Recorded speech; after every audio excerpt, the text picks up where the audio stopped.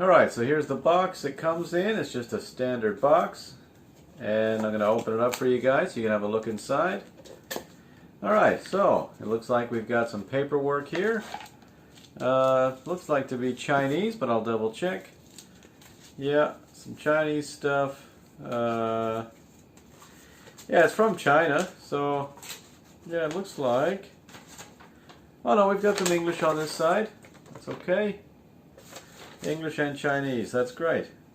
It looks like we've got a warranty card here for the lens, and it looks like some kind of sticker. I'm going to guess that this is maybe a quality assurance sticker or something. It's okay. Okay, so in the box, aside from that, you've got a top cover. Looks like the lens is just inside there. And the rest is empty. There's some stats on the side of the box here. I'll read them to you here. It says we've got F1.7, AF, MF, quick AF, inside focus, so we've got full-time manual focus if we want it. It's got a little flower icon because it's 0.3 meters focus, and it says STM. STM is probably the motor, like the focus motor. Alright, so in the bag, we've got the lens here itself. Okay, there's some of the writing on the side, or on the side of the lens here. Sorry, again, it's backwards because of the camera. I'll read it to you though. It's a Yongnuo 42.5 millimeter F1.7, and the closest focus distance is 0.3 meters. This is eerily similar to the Panasonic. You know, the Panasonic has 0.3 meters, or 0.29, I think. It has an f1.7, it's 42.5, but as you guys know, the price is way higher for the Panasonic. This one I got for about 85 US in Thailand. So we'll see what kind of deal we get. To open the top of the lens, it's very plain. It just says Yongnuo and 52 millimeter. This lens features autofocus. You can see we've got some contacts there. Nice wide opening. Nice wide opening there. The size of the lens. Now, the size of this lens, I would say it's very similar to like the Panasonic 25 millimeter f1.4. It's pretty fat, and but it's not heavy. It's really plasticky, kind of hollow sounding when you tap on it, but it's got an AF MF switch, which is cool. I like that about the lens. Now the focus ring is nice and big. It's ribbed, but you can hear it sounds almost dry in there. Doesn't sound great. There's no hard stops or anything. It's just fly-by-wire, as most of these MFT lenses are. Listen to that. Not great. It's smooth. Well, not smooth, but it's not. There's no jerkiness or anything. It spins at an even amount, but yeah, it's noisy. So far, the build, I'd say it's not very great. It's got a metal mount though, which is good. The threads up front are plastic, which is okay. Now these caps, generally, I'd say these caps aren't awesome. You know, these caps for these third-party lenses aren't great. But this one's really good. It's sturdy. It's got a well-made cap. Fits on great. A lot of these third-party lenses I've tried, this front cap is garbage. The back cap is its own design, special design from Yongnuo. Let's see how it fits on the back here. I'm having a little trouble getting it on. Just a second. Yeah, it's not spinning on there. Okay, there we got it. We got it. It fits on tightly. Yeah, it's snug, solid. Yeah, it's good. Ah, you hear that? I don't think those are the caps. Let's check. I think that's inside the lens. Yeah. I'm going to guess that the STM, not the STM motor, but one of those elements, yeah, probably one of those elements is a floating element to help with the focus. That's what I'm going to guess. because it's all internal focusing. So one of those lens elements is probably floating in there, and it locks up once the power's on. Okay, so I've got 3 cameras to try it on. 3 older cameras. I've got an E-M10 first gen, so that's old, but it's good. I like it. It's nice and compact. I've also got an E-M2, which is even older than that, which I really like because it's nice and small. And then I've got an old, really old, the first Olympus micro four thirds camera, the EP1. I'm going to test it first on the E-M10 Mark 1. So I'll mount it up on here now. I'll get it sorted. Give me a second. Okay. So there it is. Oh, that's weird. Whoa. Now this slides on very easily. Too easy, actually. And you can hear that. You can hear there's a lot of play in there. Whoa. There's a lot of play at the mount for this lens. That's not great. I don't like that. But my camera's not weather sealed anyway, so not a huge problem. Okay, cap's off. Power's on. Alright, let me set it to, I've got shutter priority set. I usually shoot in shutter priority because I'm on the streets and I want to freeze motion. So I set the shutter speed nice and high and I run everything else in auto. I've got the AF switch on. I've got the shutter at about a 50th. And let's see, I'll focus over here. Okay, it's at, yeah, it's fine, it's focusing fine. Alright, so here we are at a 50th. That's not too bad, but did you hear that? Listen to that. You hear those? You hear that? The sound of the aperture blades. It sounds a lot like the Panasonic 1.4 25mm from a while ago. You know, that one that was released a while ago. Sounds a lot like that. So, yeah, I don't like that. I don't love that. I contacted the seller. He's in Thailand. Yeah, that's a terrible sound. And he said that it's normal. He said that it's just fine. Now, when I shoot in shutter priority and it's daytime, you know, when I put the on camera, I'm just walking with the camera, you know, and I can hear it. I can hear the blades just going in and out, adjusting the aperture, because I use shutter priority. So as the camera points at the ground, obviously it gets the aperture opens. As I point it up to shoot at something, the aperture closes down to compensate, because I'm at, you know, 800th of a second in shutter priority. So you hear the blades constantly. You hear them constant, all the time. Chatter, chatter, chatter. The shop I bought it from said he'd give me 6 months warranty though, so I'm just gonna go with it. So the noise is a bit weird, but oh, that was a bit slow. There's no contrast on my white wall though. Hold on.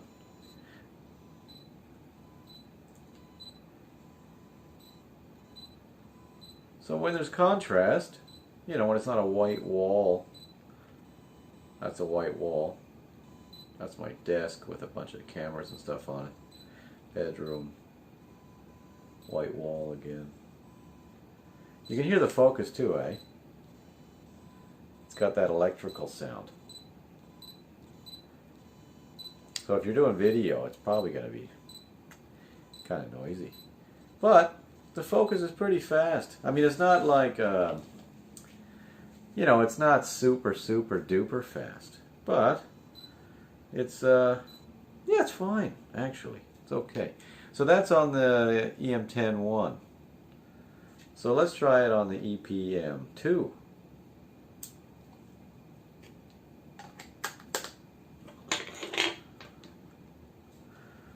Alright.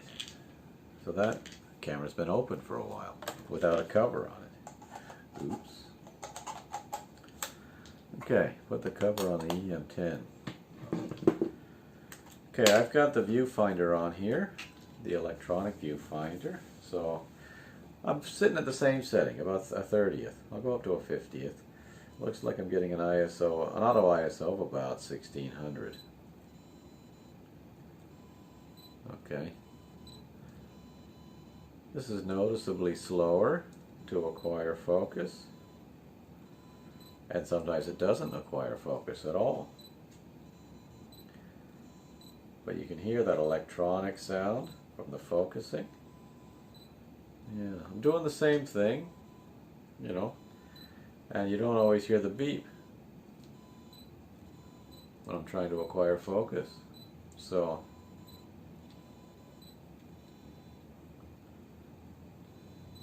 yeah, not as fast as the E-M10, but manageable. I mean, not terrible. Not terrible at all, actually. Okay, so I'm going to see how close I can get. You can maybe see those blades again. That's too close.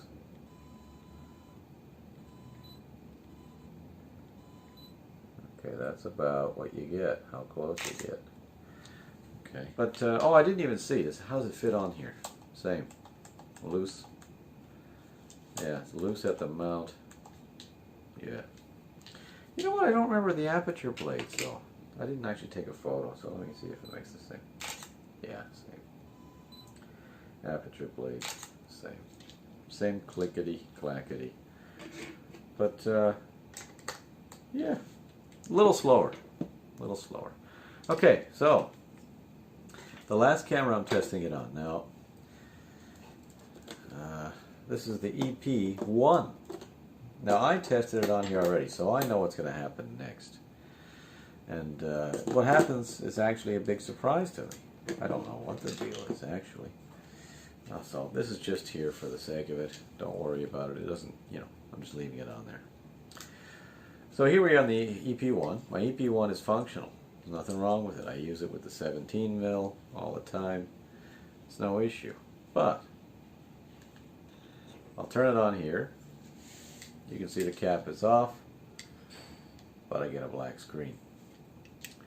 No focus. Nothing. Black screen. That's all you get with an EP1. If I hit the display button, I'll show you some, or the info button, I'll show you what you get. You get, you know, you can focus in. It sort of behaves as though there's a lens on there. You try to move it a bit, you know, maybe it's loose on there or something. But on the EP1, if you have an EP1, you can't use this lens on it. It's updated to firmware version 1.3. I looked at it, tried to update it on the Olympus app. No deal. It won't update on the Olympus app. 1.3 is where it's supposed to be. So, as of today, we're talking November 2019. The Yongnuo 42.5 1.7 will not work on your EP1. So I've put it back on the E-M10. I'm going to show you what MF looks like on the lens. Give you a sample of what that looks like. So I'm going to stop the camera, turn it around, and show you what that looks like. Alright, so I've set the camera into manual focus mode. Sorry, not the camera, the lens. I've set the lens to manual focus. We're at a 50th of a second in shutter priority. MF switch is on. And I'll show you what happens on my E-M10. Okay, so it looks like the peaking has engaged. I've went through about a full turn. About 2 full turns. And then about 3. You can see the peaking lines showed up. Yeah, you can see them there crossing over the fork. So, we're talking about 3 full turns of the lens to go from basically infinity to a close focus distance of about 30 centimeters. So, once you get it though, you know, once you're in there, well, that's peeking off now. Once you're there, you can see there's a lot of play room. Like there's a lot of room for you to focus in and out. You can spin it a lot. Like it's a precise focuser is what I'm trying to say. It's not the best video, sorry. But it's, you know, because it takes a long time to rotate, there's a plus and a minus to that. The minus is that it takes a long time. But the plus is that you can probably get more precise manual focus. And it seems to not rack in a weird way. Like when you go back and forth, it seems to be pretty steady. Like it doesn't jump really, which is good. Yeah, sorry about the quality of the video here. I'm new at this thing, alright? Alright, so I've got with me a Yongnuo 42.5 millimeter F1.7. It's a lens for micro four thirds. It's got a close focus distance of 30 centimeters, just kind of like the Panasonic. And yeah, I'm going to shoot some stuff in the market today.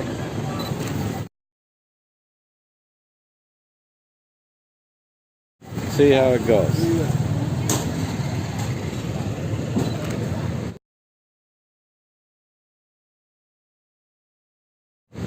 I'm in shutter priority at 800th of a second because I'm going to be catching people moving. And show you a couple of shots.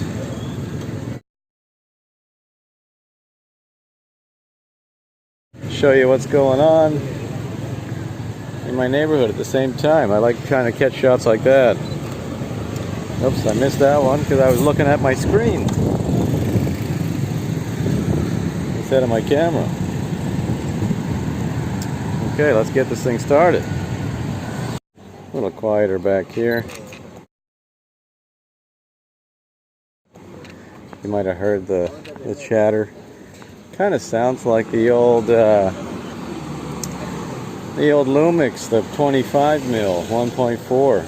If you remember when it first came out and you used it on Olympus, you got that chatter of the aperture blades. So it sounds like that. One cool thing though, it does have an AF MF switch on it. So you can do that on the side. It's pretty plasticky.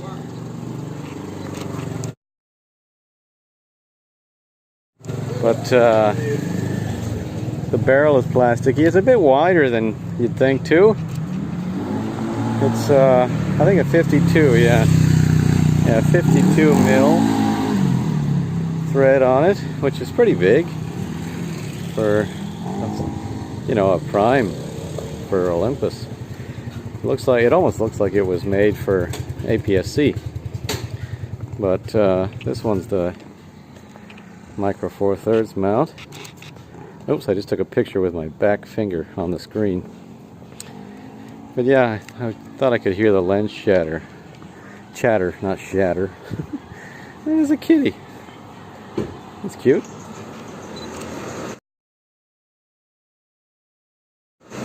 Okay. I don't see a lot of cats. I see a lot of people driving on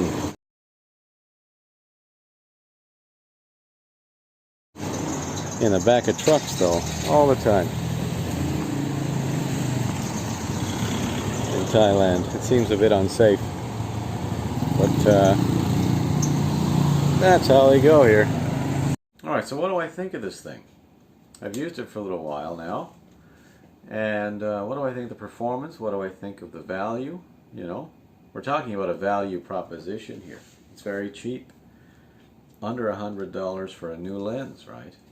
So you take that into consideration. You can see how it mates with an E-M10. It's very cool. Like, I mean, in terms of the way it looks, the weight distribution is very good. It's not top, front heavy or anything like that. It sits very well on there. It looks handsome too. It looks very classic. It's actually kind of nice. That focus ring is nice and big. Remember, you can manual focus, and you can rack it and rack it. So for precise manual focus, it's good for that. The sound of the focus ring is kind of rough. For video, you've got that digital noise when you're focusing, so that's no good. The aperture blades, when you're in photo, they are a bit off-putting, the sound, but, with the photo samples,